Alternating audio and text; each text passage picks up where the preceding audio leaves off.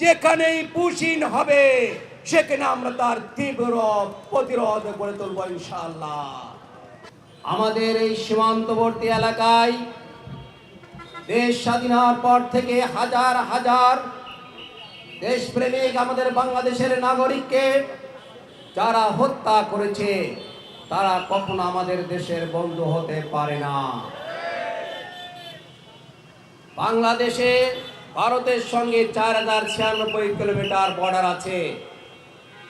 আমরা প্রতিনিয়ত দেখতে পাচ্ছি সেখানে আমাদের ভাইদেরকে হত্যা করা হচ্ছে। আজকে নতুন ভাবে যারা ভারতের মধ্যে বসবাস করছে পরিকল্পিতভাবে বাংলাদেশ হিসেবে চিহ্নিত করে আজকে বর্ডার দিয়ে বাংলাদেশের বর্ডারে তাদেরকে ঠেলে দেওয়া হচ্ছে, দেশের মধ্যে ঠেলে দেওয়া হচ্ছে।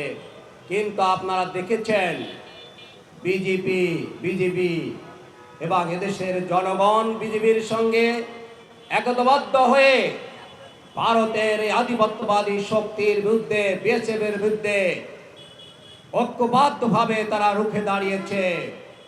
এই জন্য আমরা বিজেপিকে ধন্যবাদ জানাই। বেনাপোলের সীমান্তবর্তী এলাকার জনগণকে আমরা মোবারকবাদ জানাই, ধন্যবাদ জানাই।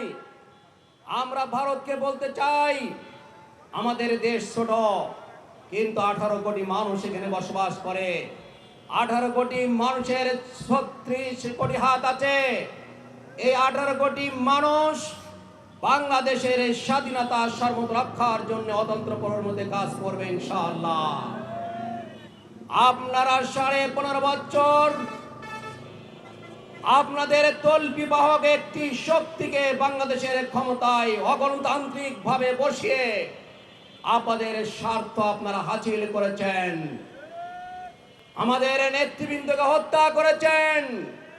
বাংলাদেশ জামাত ইসলামের নেতা মাওলানা মতিউর রহমান নিজামী, আমাদের প্রিয় নেতা আলী হাসান মোহাম্মদ মুজাহিদ সহ কেন্দ্র নেতৃবৃন্দের বিরুদ্ধে মিথ্যা মামলা দিয়ে স্বৈরাচারী পেছাবাদী আওয়ামী সরকারের মাধ্যমে তাদেরকে আপনারা হত্যা করে দেশকে নেতৃত্ব শূন্য করতে চেয়েছিলেন।